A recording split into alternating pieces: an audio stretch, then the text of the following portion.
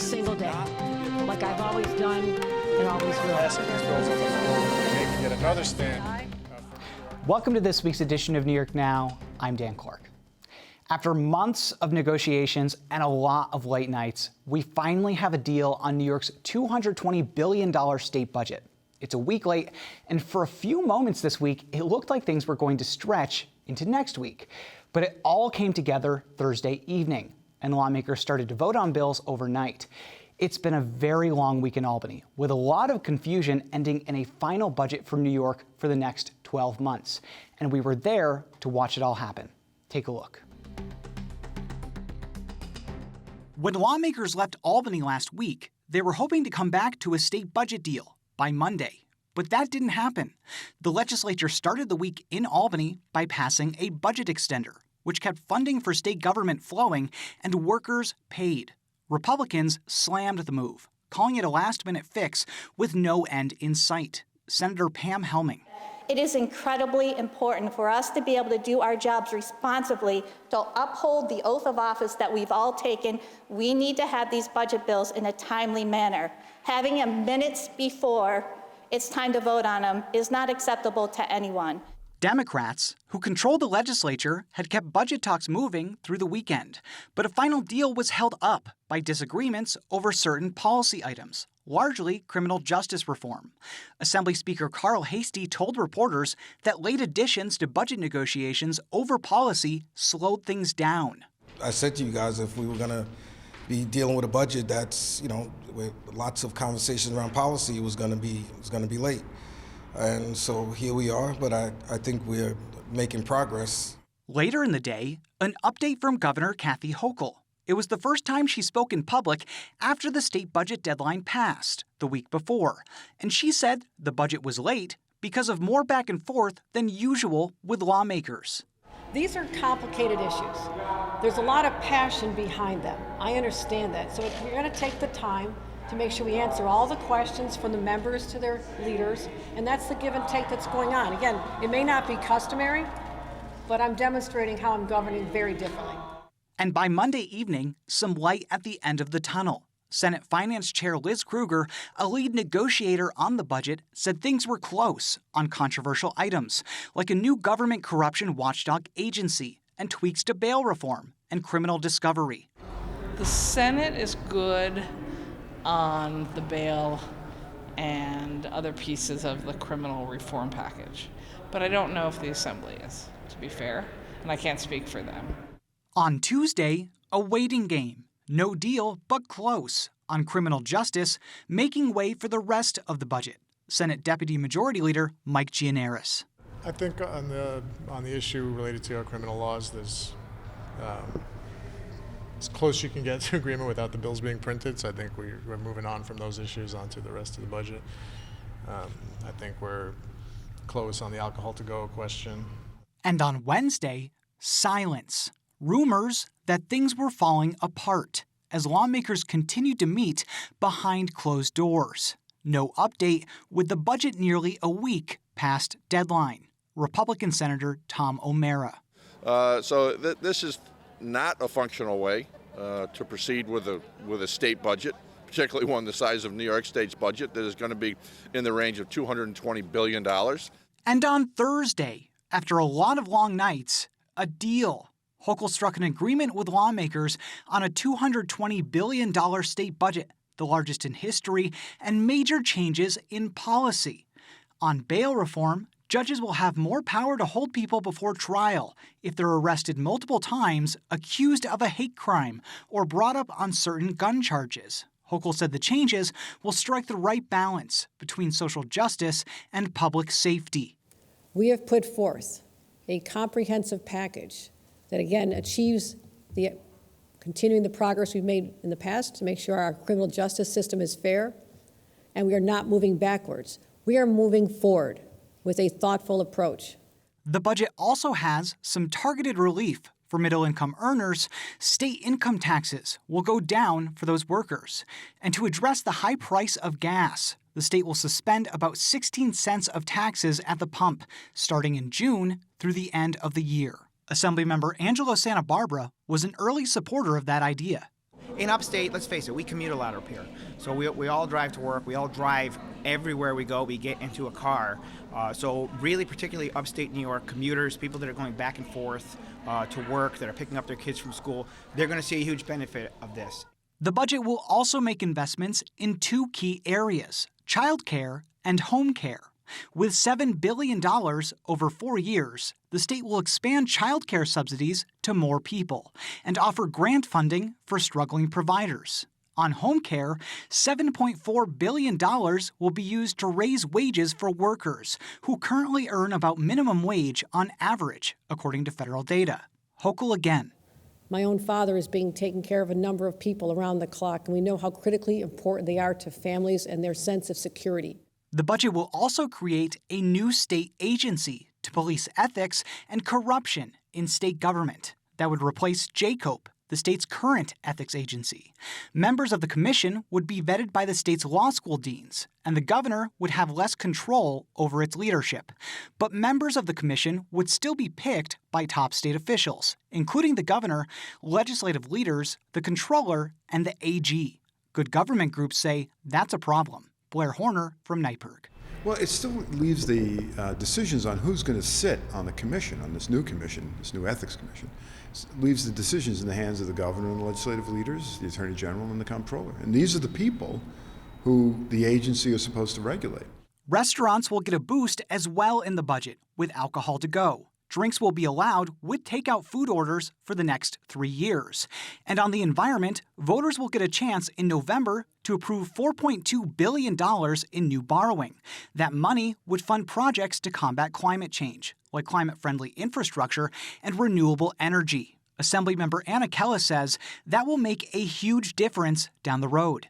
We know for sure that the quality of life that we all experience is going to be rapidly on decline in the next couple decades because of climate change. So if we want to retain the quality that we have right now, then we must invest this money right now. And now it's Friday when we tape the show, and there's plenty more in the budget to talk about, including a new stadium for the Buffalo Bills. Let's get into it with this week's panel. Keisha Kluge is from Bloomberg Industry, and John Campbell is from WNYC. Thank you both for being here. Thanks for having us. Thank you. This is a packed budget. I should say we're taping on Friday morning. Not all the bills have passed yet, but when there is a budget deal, I don't know. If we had Bill Mahoney from Politico, he could tell us the last time it fell apart after it was announced. But we don't, unfortunately. So one of the big parts of this package, John, I want to go to you first, is this criminal justice package. It's a much watered-down version of what Governor Kathy Hochul wanted in her 10-point crime plan. What do you think that means going forward in terms of the criminal justice space? I know the advocates were pushing back on it, but how did we end up? Yeah, absolutely. And the criminal justice plan was really one of, if not the biggest holdup to a budget deal. I mean, the governor dropped it on lawmakers, 2 weeks before the budget was due, if that. And it really complicated talks because legislative leaders were already on record saying they did not want to make changes to these bail reform laws, to these discovery reform laws. And in the end, you did see, you're seeing changes to those. I mean, on the bail side, you're going to see some action toward repeat arrestees. You're going to see some action toward gun crimes. You're going to see some action toward ensuring that people who are, like I said, repeat arrestees can be bail eligible. But politically, it is a big deal for the governor because she is getting pushed both in the Democratic primary and the Republican primary from both sides on this issue of criminal justice. And she had to do something from a purely political standpoint on that. Whether this satisfies her opponents, probably not. No. Already not. Definitely not. No. But this gives her something to point to. Now that said, we have not seen any data to suggest there's any sort of clear link between bail reform and a spike in crime. And that angers progressives because they and public defenders and all sorts of people who say, well, why are you trying to roll this back if there is no clear link? So it's a difficult line to walk, but the governor was able to extract some things from the legislature, and that is a victory for her, even if it wasn't as strong as she originally proposed. I'm interested in the after of all of this. So when this takes effect, if crime rates stay where they are over the next 12 months, Does that mean that we didn't need to do this, or how is that going to impact down the road? Will we see more tweaks to bail reform maybe next year, something like that? I think that's going to be the interesting part to watch because, as you said, there's not data connecting the rising crime to bail reform. It just so happens that both of those things happened at the same time. I don't think we can say that it's definitely not bail reform, but we just don't know is what it comes down to. Keisha, I want to turn to you on a really important issue for New York voters and New York residents, taxes. So does this budget include any? We said before it includes middle income tax cuts accelerated, but will New Yorkers be experiencing any new costs? Yes, so speaking of an election year, this budget also included a lot of things that are going to help voters in these kitchen table issues, as they're called. So there's 16 cents off gas because they're doing a gas suspension through the end, a gas tax suspension through the end of the year. So they'll save at least 16 cents per gallon. Localities can also jump onto this, so it could be more. We've got homeowner rebates. They're accelerating the middle class tax cuts. So if you're in certain brackets, you'll also see an acceleration on those cuts. There's tax benefits for farmers. There's tax benefits for cannabis companies. Oh my God, the money's everywhere. I know, there's just money raining everywhere. And it seemed like they really tried to put it into the pockets of people who have experienced, difficulty since the pandemic and also with the inflation the way that it is right now. That's an interesting point, is that there is money everywhere. We had a lot of money. But at the end of the day, there are all these programs that people really wanted more money in, like childcare, home care, things like that. But we didn't end up in a place where those requests were met. For example, in childcare, I think it's $7 billion over 4 years. Advocates wanted $5 billion in 1 year. Keisha, what do you think that says about negotiations between Hochul and lawmakers?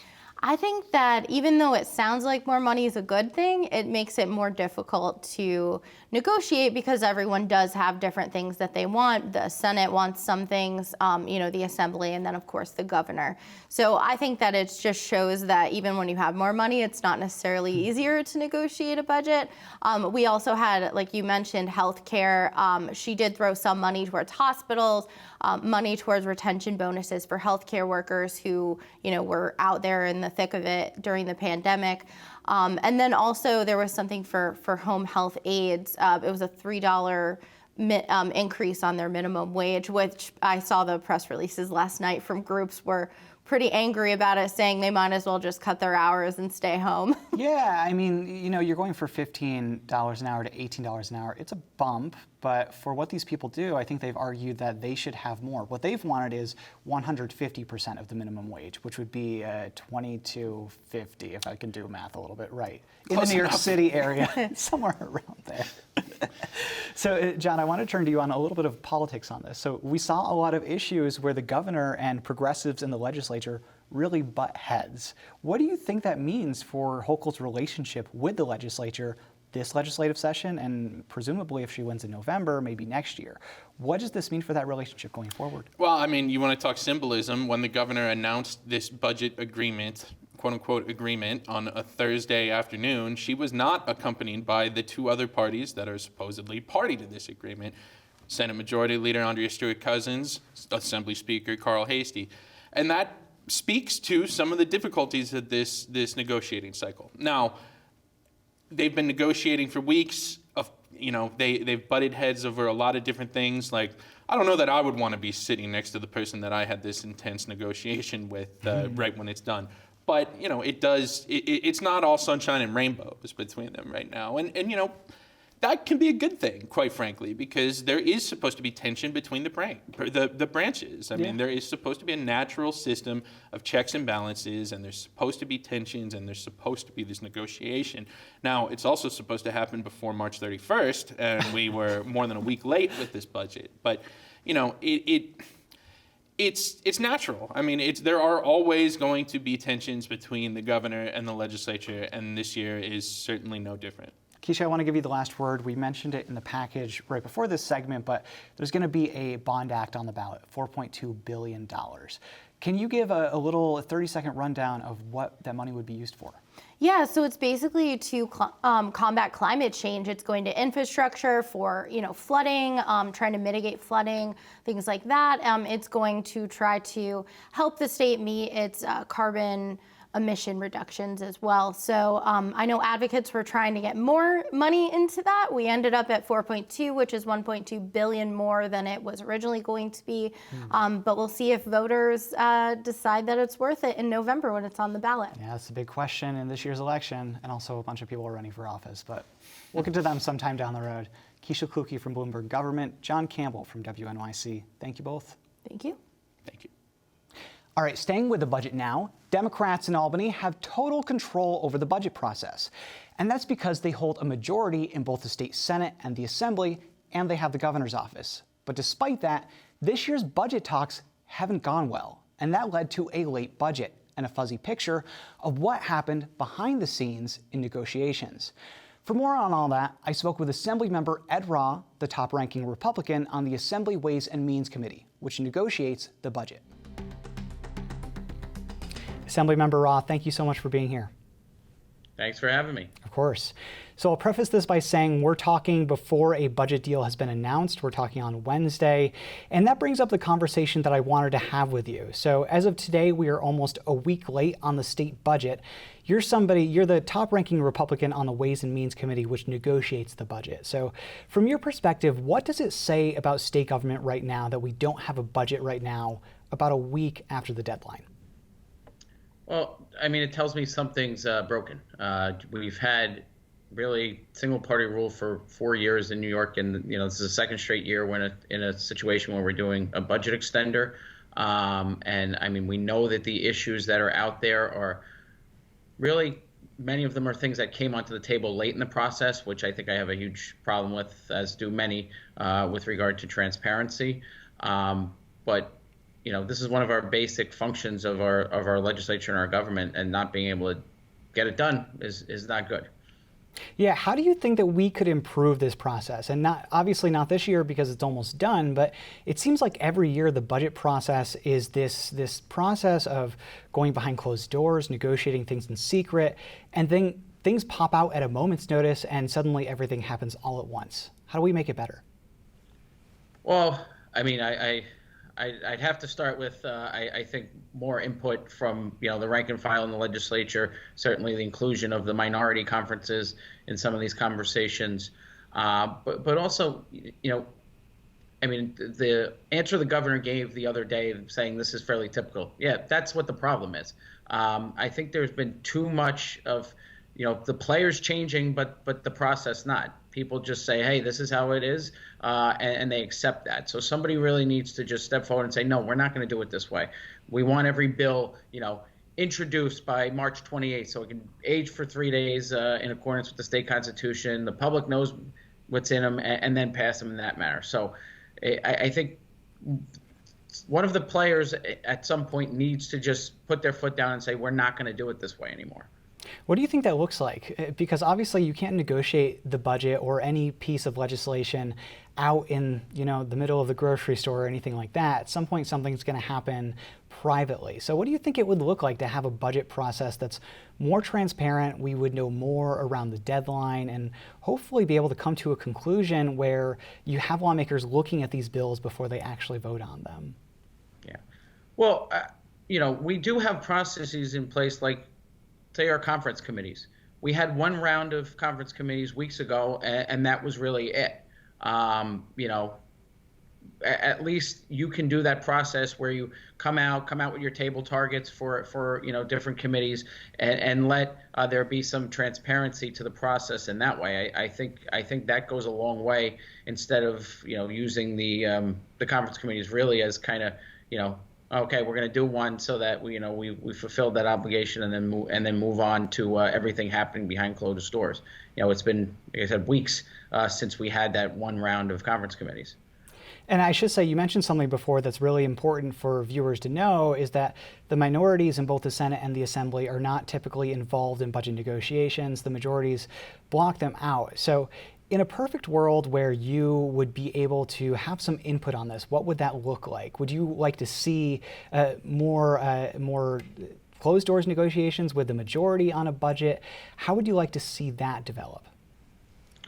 Well, I think including the minority leaders or their representatives, in some of these major conversations, whether it's just bringing a different perspective, with this bail conversation. I mean, I hope they're getting input from DAs and people in law enforcement, but we have many people on our side of the aisle in the assembly who are former prosecutors or former law enforcement officers. So when you get into those substantive type of discussions, there's an opportunity to just bring extra voices into the room. How much of this do you think is the pandemic? Obviously, there have been restrictions in the Capitol at the start of session.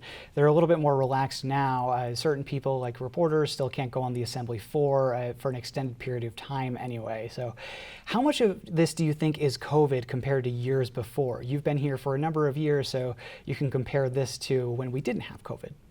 Yeah, I think, it's impacting the negotiations less than it has obviously the last 2 years. 2 years ago, obviously it was, everybody was completely remote and all that type of stuff. The majorities are conferencing in person. People are in and around the Capitol.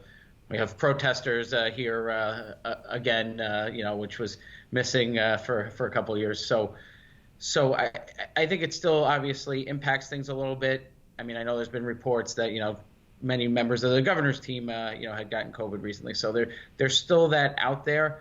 But I do think at some level the COVID thing has become a little bit of an excuse to really just do things in a non-transparent way that they've always been done. An open-ended question for you, which, it's hard to tell, but I don't want to give people a lot of optimism. Do you think that this will ever change? We started this conversation by talking about how things could change, but do you see a path where the majority say, let's open up this process, let's make it more inclusive, more transparent? Is there a path to that? Well, I'm always hopeful. I don't think that under the current makeup of state government with one party in control, we're going to see that happen.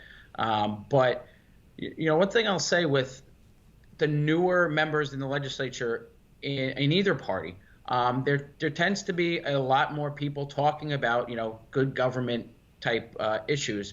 And I'll give an example. A lot of the newer progressive members, well, we don't agree on much else, have talked about good government, not making secretive deals, on economic development things and things of that nature. So, as the people change in the legislature, like I said, hopefully somebody's willing to take that first step. It would have to be a speaker or a majority leader or a governor to say, hey, we're going to open up this process. All right, well, we got a year to see if things change. That's when the next state budget is due. Assemblymember Ed Roth, thank you so much. All right, thanks, Dan. And now lawmakers will take a 2-week break before they come back to Albany to wrap up this year's legislative session that ends in June. And there's a lot they could consider in those final weeks, including the All-Electric Building Act. Daryl Camp is here with more. Daryl. Thanks, Dan. While the word budget does indicate a spending plan, policy items without a major impact on state spending are often tied to budget proposals as a form of leverage. Deputy Senate Majority Leader Mike Gianaris says that issues are better discussed without the pressure of a budget deadline.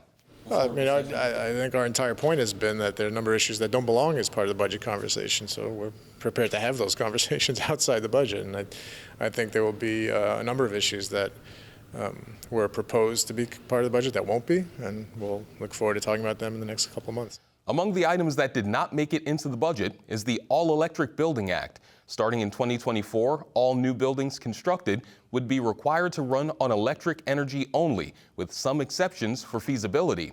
The intent behind that bill is to help reduce the state's carbon impact.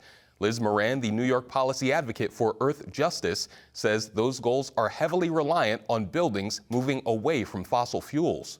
Statewide, buildings make up 60% of the state's greenhouse gas emissions. That's even larger in New York City. It's 70% of New York City's greenhouse gas emissions. New York City already did this. New York City is going to be banning fossil fuels for new construction starting in 2024. So it's a real letdown if the rest of the state doesn't follow suit.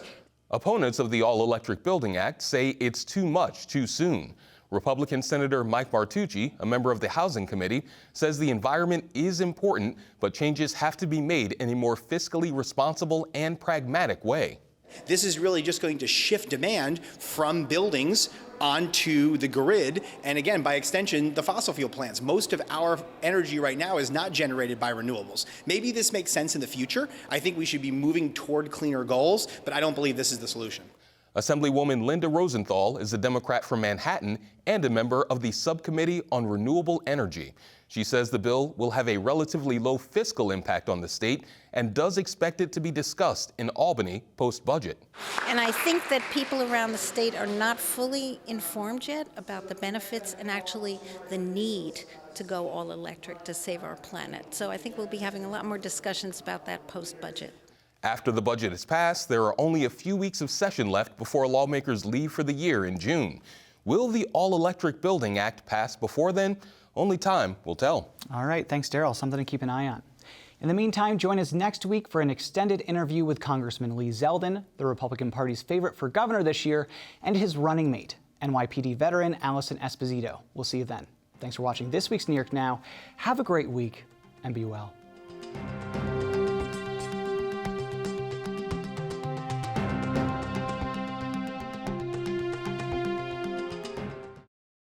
Funding for New York Now is provided by WNET.